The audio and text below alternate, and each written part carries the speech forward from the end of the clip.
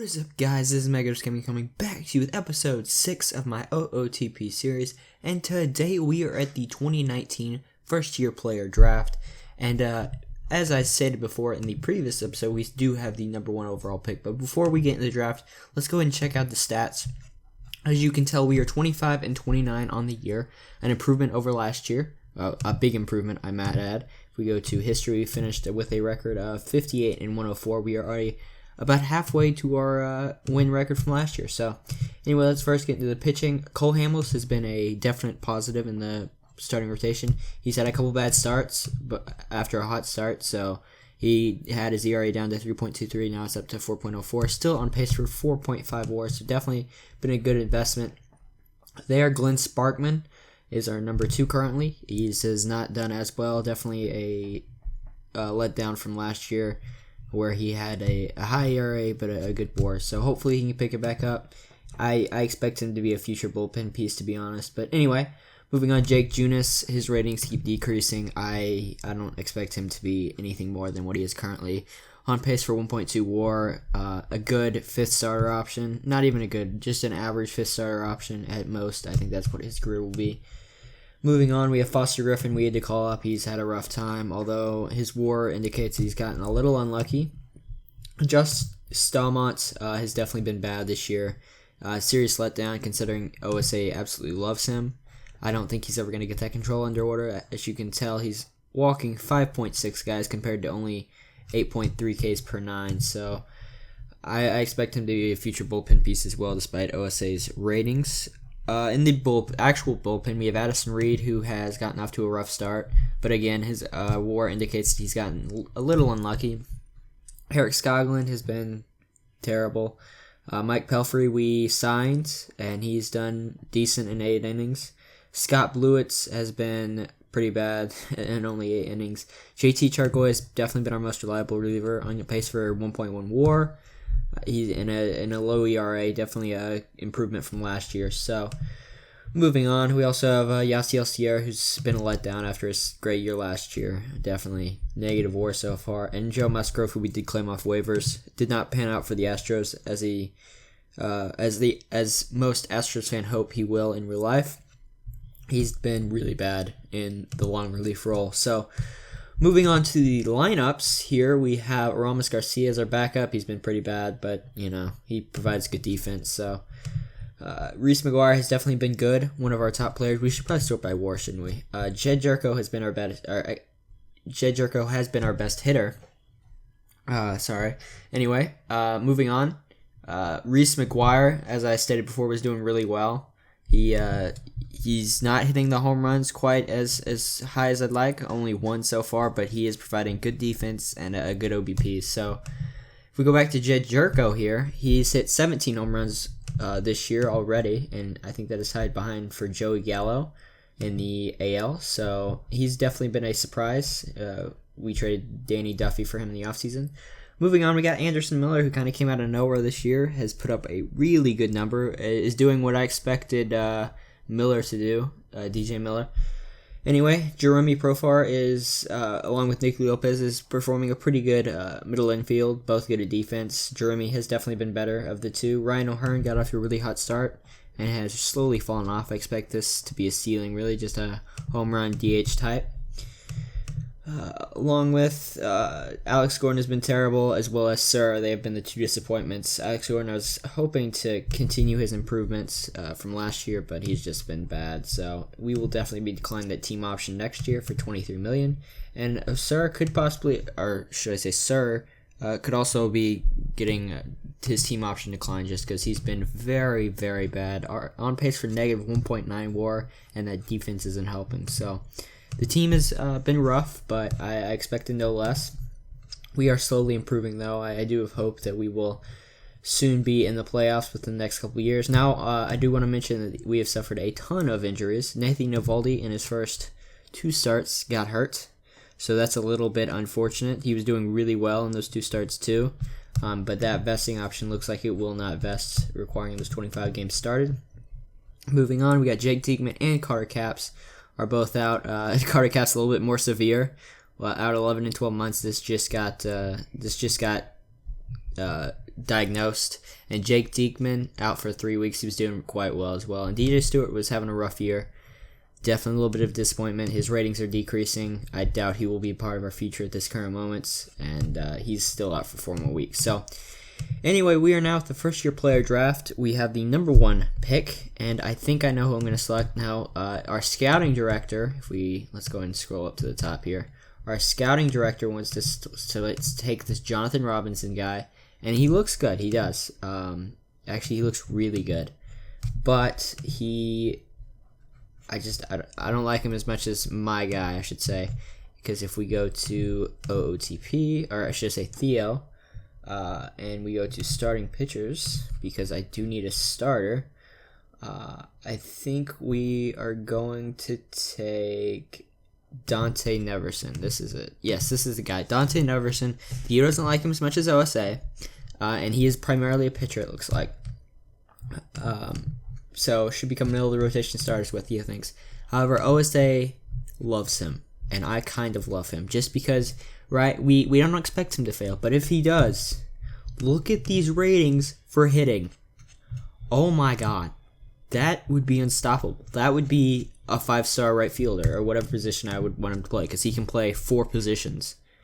So, at worst comes to worst, we switch him to an outfielder. We let him hit with those ratings. But yeah, he wants $5.5 million, which I think is worth it. Now, for the number 1 overall pick, you really got to take none of these guys are for sure things, so I'm going to take Dante for $5.5 million. We're going to draft and meet demand. I do want to see if where that Richardson guys go. Oh, wait. No. I'm sorry. I just, Jonathan Richardson went second, so we will have to see how his career pans out in Atlanta. So that should be interesting. And CJ Sabalos was another guy I was considering taking, but I didn't love his rating. So moving on now into the second rounds. First pick in the second round. I have not checked past this. So we got Sean Babson, who Theo loves, but he's a bullpen guy. I don't love taking those guys this early. Stiggers, that's Rob Bone. This might be the guy. Actually, he's a bullpen guy too, isn't he? So don't think that's the move. This draft looks pretty weak, to be honest, and we're only on starting pitcher. That would be an issue, wouldn't it? So Carlos Cortez, I think I'm gonna take this guy. I've heard of this guy. Usually pans out in my games, so we're gonna take Carlos Cortez. Draft and offer the slot. Auto draft until the next pick. We have a couple of guys here. One impossible and Thomas Dillard. Definitely would be a good pick, but he is impossible, so I don't know if I'm going to do that. Tommy Kraft is a closer. That would be a potential pick, except OSA hates him. If he actually gets that control under order, he'd be really good. Thomas Dillard is probably the top player, but again, he's impossible. Sam Kinsley is an option. Don't love his ratings. David Hamilton. I think I'm going to take David Hamilton. He does want $2.6 million, though. I'll probably try to get him under that. So let's go to Theo. We're going to take David Hamilton. We do have extra money this year for the first time in a while, just because we've let a lot of guys go, and we do we have the next pick? All right, there's okay. What was that? We don't have the next. Oh, we do, because I thought it was confusing as crap. We do have the next pick because we didn't sign our 3rd rounder last year. So we got 2 3rd-round picks this year. And we might take John Malcolm. We took him last year. This was the guy we did not sign. And I like his ratings, I should say. So we're going to take John Malcolm here. Draft and offer the slot. Now onto the 4th rounds. Tommy Kraft, Thomas Dillard still there. Sam Kinsley, Joel Grove is another relief option. Might take him. Let's see what else we got. Jim Schlembre, Robbie Jordan, Joel Grove, as I said. So Sam Kinsley or... No, I don't like his ratings. I think I'm going to take that Joel Grove. Relief pitcher. Let's... yeah, he's a bullpen guy anyway. So... No, I'm going to take that guy because his ratings are going to be higher anyway, and I like his stuff. So we're going to go with him. Rob Bone, as long as he... Oh, he's impossible? Are you kidding me? Okay, well, let's just go with this guy then. Joel Grove. He is not impossible, is he? No, he's not. So draft now for the slot for him. And on to the 5th round. Thomas Dillard might be the pick. Robbie Jordan. We're gonna take Robbie Jordan, and then we will be taking Thomas Dillard next round. So draft and offer the slot. Please, Thomas Dillard. Don't. And he was taken. Crap. Okay. Well, since Thomas Dillard was taken, I guess I'll select this guy, Rob Bone. Yeah, let's do that. So we drafted 7 guys in 6 rounds. So from here we will let the AI take it, or my assistant GM. Hopefully he can find some guys in the later rounds that I would never be able to find. So anyway, that was the draft, and there's Carter Cap's injury diagnosis, and Justin Verlander won his 200th career victory in the with the Chicago Cubs, I should say. So anyway, let's negotiate with draftees. Let's see. We're just gonna meet that for David Hamilton. Hopefully he can pan out into something. Make sure none of these guys bonus significantly above 14.5 million. Don't think that's gonna happen. 3.4, 4, 2.8, 3.4, and 1.9. So not gonna sign any of these guys. Wow, 14. He was 14.5. Rob, come on, man. Anyway, that was the draft. I do like the number 1 pick we got. Moving on, we will be going to the international free agent signing period, and from there we will sim up to the All-Star game. Alright, so we have reached international free agent signing period, or the international free agent signing period, and we are currently 35 and 45, still not as bad as we were last year. We've definitely fallen off a little bit since we left, I think, at 25 and 29, but we are now last in our division, and let's see, 35. We are, looks like 5th, 6th in overall, 6th for the overall worst record. Let's move on to injuries before we look at the lineups. We had JT Chargoy, our best reliever of the year, go down with a acute sore elbow, so he's now out for 2 more months. Evaldi's still out. DJ Stewart is, I don't know what he's doing. He's unknown return date, and Foster Griffin got injured for 13 months, so with that, his development is set back, which is absolutely perfect for a team with no pitching. Moving on, Cole Hamels has fallen off a little bit. He's still on pace for a good year, but definitely fallen off a little bit. Still on pace for 32 games started, so it looks like he will be hitting that vesting option. Glenn Sparkman has continued to struggle. Yes, he improved a little bit, but not much. Jake Junis, he is definitely upped it a little bit. Still not fantastic, but I think the best ERA in the starting rotation. Eric Skoglund, I put him in the rotation because Musgrove was awful, and he has not done any better. Scott Blewett is still bad, so I think I had to put him in the rotation after, got hurt? Foster Griffin got hurt. So Joe Musgrove is still our long reliever because we have no minor league relievers available.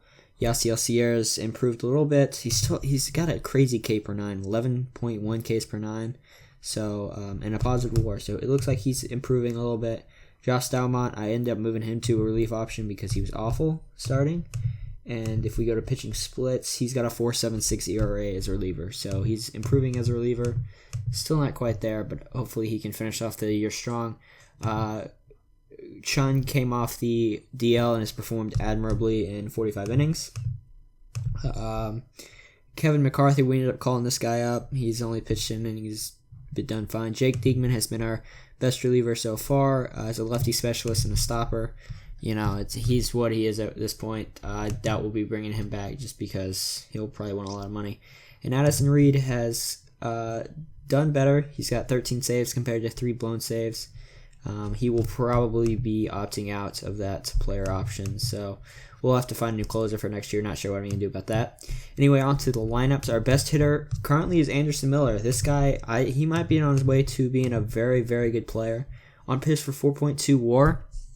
Looks like he's done very well as our center fielder so far. I guess he's our left fielder now since we benched Alex Gordon. Moving on, Reese McGuire has been our second best bat. This guy might be a trade trip. I don't know if he's gonna do this every year, but he's done good batting. And we do have, if we go to the minors, we have Chase Velo in AAA. Where is he? And Theo likes him a lot more despite his defensive shortcomings. So I don't know. Reese McGuire or Chase might be a trade chip to get a starter or something like that. Moving on, Jed Jarko has fallen off a little bit. 19 home runs still though, so I do wonder how Danny Duffy's doing. Danny Duffy's Danny Duffy at this point. On pace for 1.7 WAR. We probably sold high on him, especially with his salary. So moving on, if we go there, Jeremy Profars continued to do pretty well. Definitely a good second baseman. What trade did we get him in? We got him in the Andre Ethier, Alex Avila trade. Michael DeLeon still in the minors, so we'll see how he pans out. But so far, Profar has done really well as our second baseman. Ryan O'Hearn has continued to hit very well, despite being our DH in a low WAR. He has hit 20 home runs now, on pace for 40. So if he keeps playing like this, he will play into our future plans. We decided to give this guy a call up and to start him. He's done amazingly well, 922 OPS and 50 at bat. So hopefully he can keep that up. Star has done way better since I left you guys off. Now over 720 OPS. Hopefully he can transition that into a positive WAR. Moving on, Joe Marais has really fallen off. He's got a negative WAR now, and Alex Gordon has continued to, go into a black hole of terribleness. Moving on, though, we are at the International Amateurs, and it looks like these people are terrible. The only decent one, I want this guy right now. I want him.